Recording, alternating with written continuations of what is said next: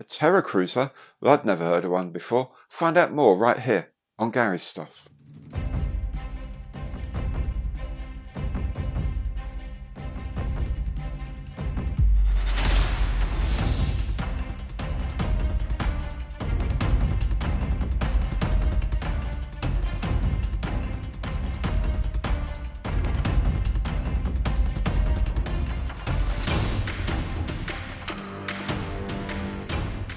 Hi there, I'm Gary. Welcome to my channel and welcome back if you've been here before. Today is day one of my build of this monstrous thing, the Teracruzer and Mace missile in 1/32 scale from Renwall Blueprint Models. Now today I'll be making the tractor unit, if you will, the MM-1 at the front end of the assembly here. In the second video, I'll be making the missile carrying trailer and the missile itself. And in the third video, I thought I'd show you how I've renovated some of the figures that come supplied with it. Now, all these bits, if you haven't done so already, please subscribe to the channel, hit the bell, and you'll be notified when all these other videos are pop up on my channel. And of course, anything you like here that you see, please do give it the Imperial thumbs up on the like button below, because every like counts. And if you'd like to support the channel in a bit more of a concrete way, you can do that through Super Thanks, by becoming a channel member, or by using any of my online partner programs, or, as Nick Johnson did, sending me a kit. This is his first mystery box kit that he sent me. Thanks very much for it, Nick. So, let's make a start then on the tractor unit, the MM-1 unit from the Teracruzer Mace combination in 1/32 from Renwall. Let's start construction of the main bogies, and there's these pieces that sort of slot in and hook around the base there.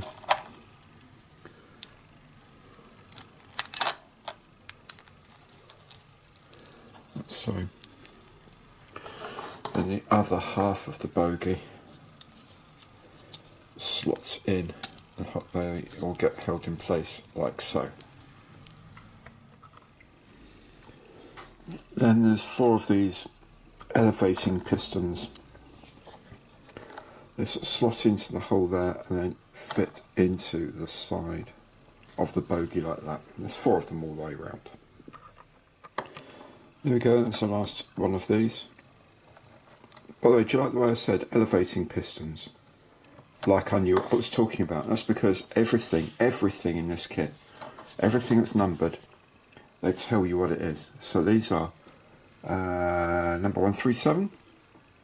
All of these are number 137, and they are elevating pistons. Haha. On each of these bogies, there's a brake cylinder. It kind of sits against that axle, like so, then against the body in there. Then there's this swivel pin here. It goes in with the end cap of the bogie, like so. Then finally there's a top plate for the bogie assembly. That all just fits in here, like so.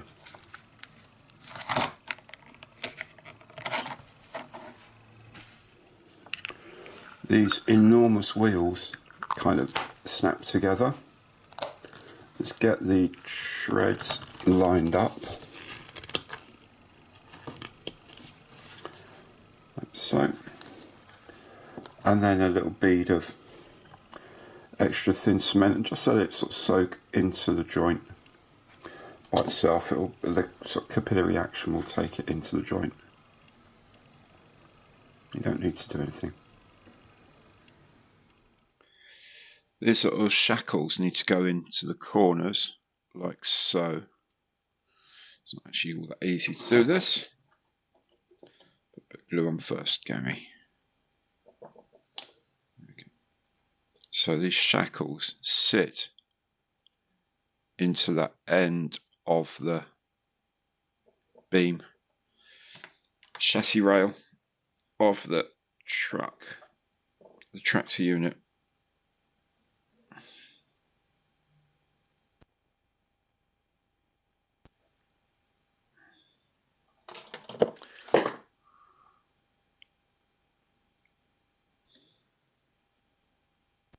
Like that.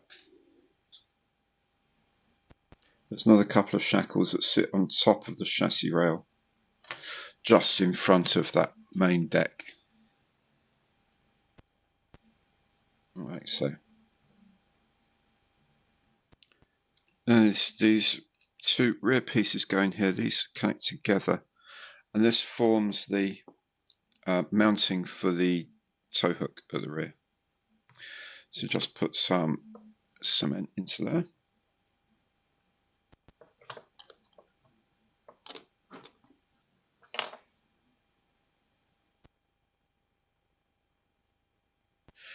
So it's definitely in the joints, and then just push everything together. And these reflectors go in to the chassis member like that. And here's the hook I was talking about. So these two pieces here form the sort of support for this towing hook.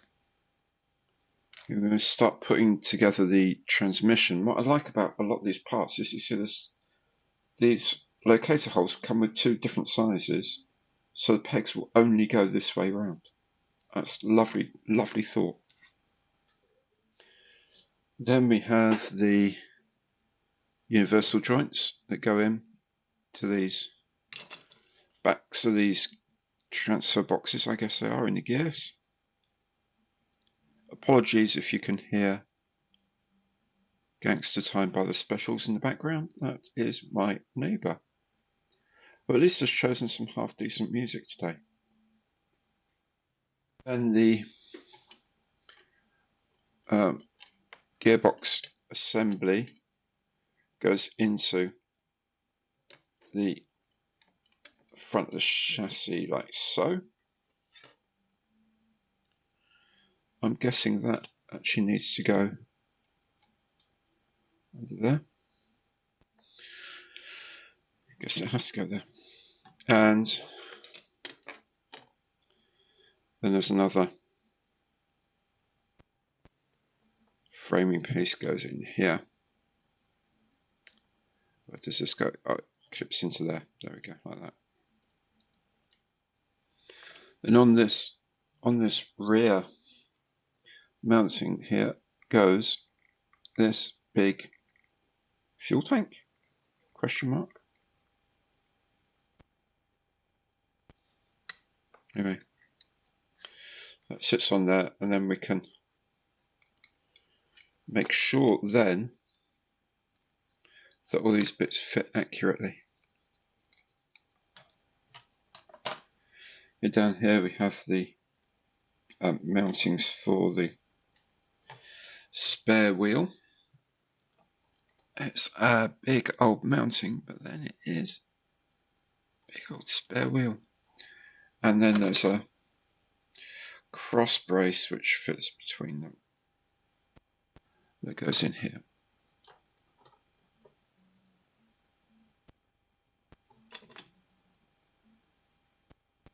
Like that. Okay, so now we're going to get onto the fifth wheel mounting.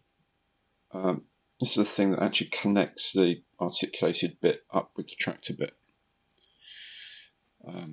So there's goes through and then into this housing underneath. This retainer underneath. Then this sits on the back end of the platform here. So. And there are two risers, probably. I don't know what they're called. Runners to me, anyway. They kind of sit here. Do they stop it going down too far? There you go. They go like that, you see. So it sits on there, and it just runs up there, and then it clicks into place, and ka-chunk, and off you go. That's the theory. One thing you might want to do is get rid of this copyright symbol, which is on the top of a roof of one of the panels. Really, really, really annoying place to put it. We're going to start putting this box together. I think it's like a generator or electrical supplier or something like that.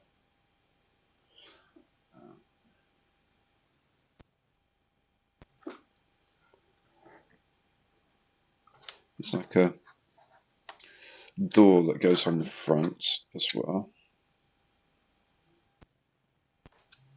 Just clean that off. Sorry. It's a door that goes on the front there.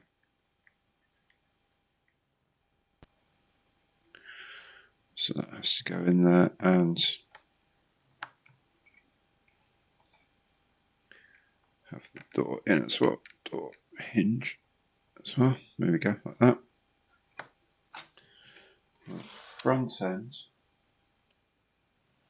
is this control panel-y kind of thing here, and that's going to go in there, which is going to be fun to paint up later. So that goes in front of these parts here, like so.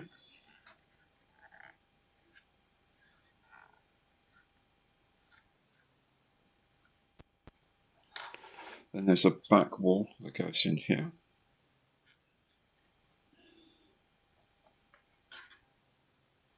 There we go, like that. Tidy all this up later.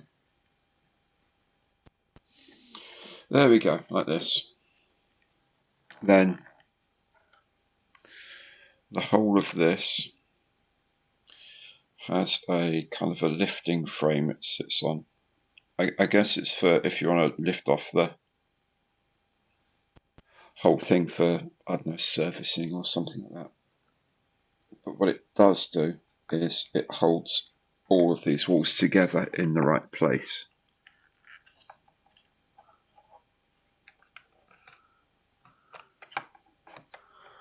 Like that. So that's there. Now what we do have to make sure is we can open that again later. And pretty much the same process for this big fuel tank. I'm guessing this is the tank for the Mace missile. You wouldn't transport it fueled, so I guess you'd get it to where you're going, then chuck a load of fuel in it and send it off on its journey.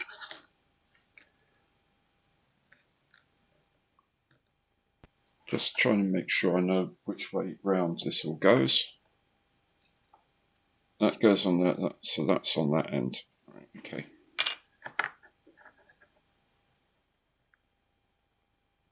So this goes in this end. This caps off this end, like so.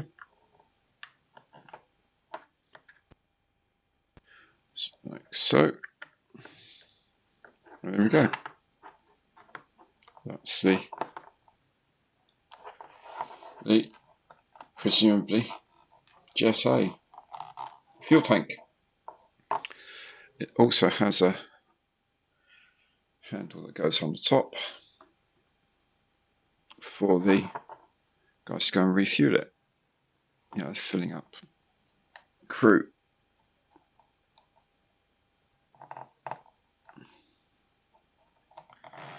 Well, I suppose what you could do is actually take that off, take this off completely and put a ladder in there, but I'm not going to do that. There we go. This main bogie fits on the back of the chassis like so.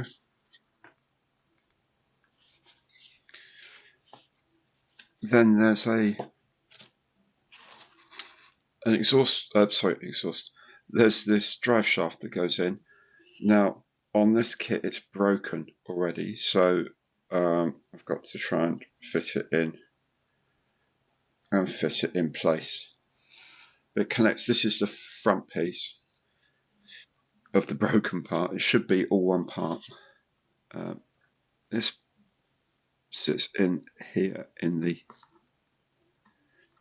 this cross piece. That sits up against that. That sits in the back there. that pokes into the rear axle, like so. Now we have to address this slightly woeful driver figure. Doesn't look like it's driving, I'll tell you that. Okay, it's got some short shots to fill. We've got some, this is an ejector pin. Get rid of, there's the feed here, we've got to get rid of. And just tidying up, get rid of some mold lines and so on and so forth. It's not desperately bad, but it's not brilliant either. Let's see what we can make of him. Right, with this massive undershot here, I'm going to fill that with modelling putty.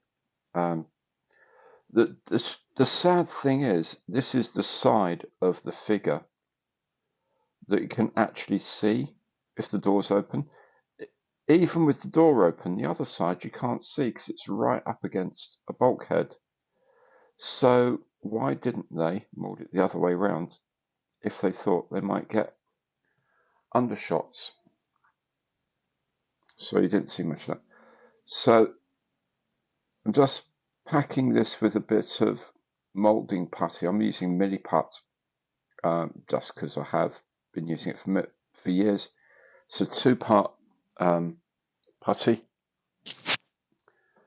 a bit like an epoxy in a way, in that it sort of has 2 parts you mix together and it then goes off. But the difference is that you can work this with water before it sets, so you can get it really, really, really smooth before it actually sets, which is fantastic. I don't know why they moulded this figure this way around. If they'd have moulded it the other way around with a hole that appears there as an undershot, it wouldn't have been a problem because this side is the one that faces the door. The other side faces absolutely nothing. So, you know, it faces the center console. So you could have done this and, you know, had this figure with a hole there and no one would ever have known. Anyway, there we go. So when it's done, this driver figure is going to sit here in the cabin, but we'll do some more work with it. Not only with him, but with the cabin and everything else in the meantime. The wheels go together quite simply. The axle goes through the middle, and then there's a cap that goes on the other side. But the important thing to remember is that these chevrons at the top of the tyre, the chevrons face forward in the direction of travel, which means also that you do have to have some with this. The axle comes in from the left and some from the right, because the tyres are handed. Well, the axles are handed. They're not straight, just simple axles.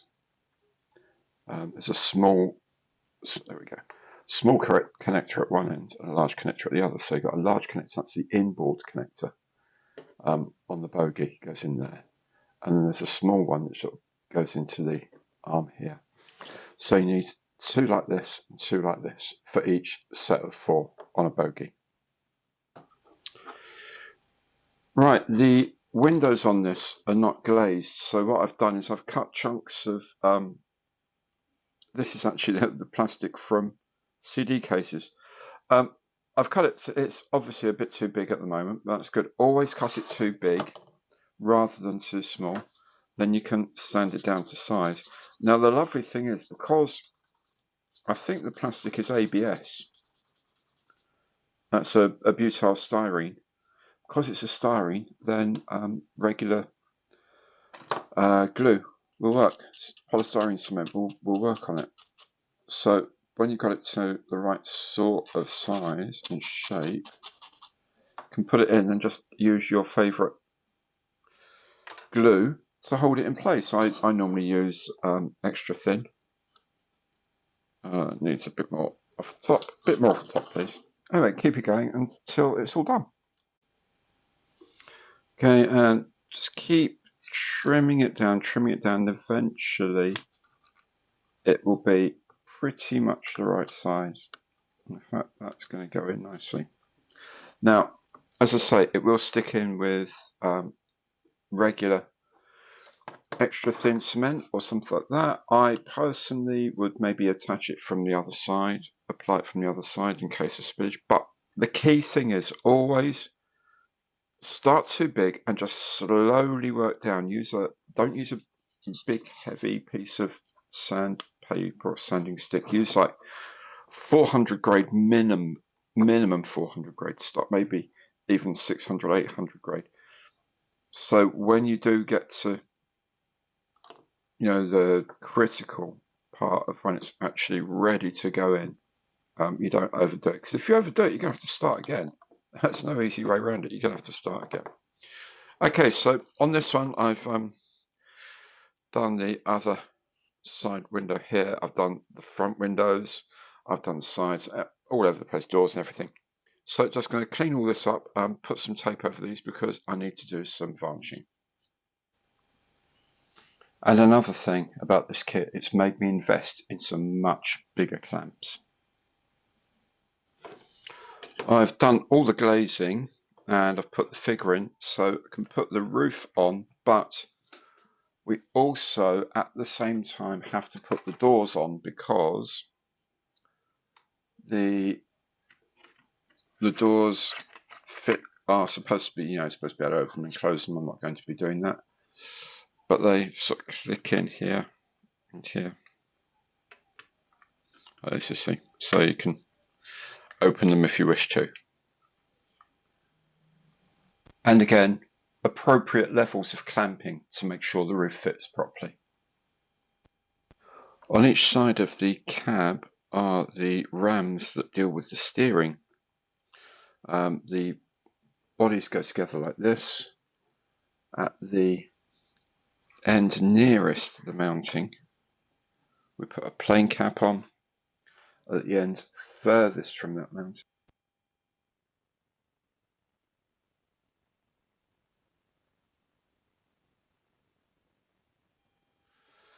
so almost the last thing we have to do now is put on these actuators for the cab. These are the sort of the rams that do the steering essentially. So sit on the bogie and then connect into the side of the chassis like that. Just do that for each side. You can just glue them at this end and then these will sort of turn. There's enough motion for it to turn, as you can see, if you really want. Do you know what? I think I will. I will. And the last step is to put the cab on. There's 4 holes on the base that match up these 4 pegs, but you do also have to put in the drive at the back to fit the drive shaft there. And it all goes on fairly simply. So finish off going around touching in all the lights, putting in some colour on top of the ones that need it. Pick out the manufacturer's logo, put in the aerials, rear view mirrors, and that's it. The MM-1 vehicle is complete. There it is then, very much a combination of Jerry Anderson, Thunderbirds machinery and some of the weirder sci-fi sorts of things that we used to see in Popular Mechanics in the 60s. Very much of its age, very inventive, and it kind of worked. It did what it was supposed to. It went where it was supposed to, lugging around a great big missile, and it kind of worked. So, yeah, great kit. Really interesting thing to build, actually. Right, well, do come back if you've enjoyed this for the second and third parts. The second part will be the build of the missile trailer and the missile, and the third part, of course, will be about the figures that are supplied. How will you know when these come up? What you're going to do is you're going to subscribe to the channel, hit the bell if you haven't yet done so, and you'll get notified of every new video I publish as it appears. And of course, anything you like on my channel, please, imperial thumbs up on the like button below, because every like counts. Thank you so much for watching. Hope to see you again very, very soon. Take care now, and goodbye.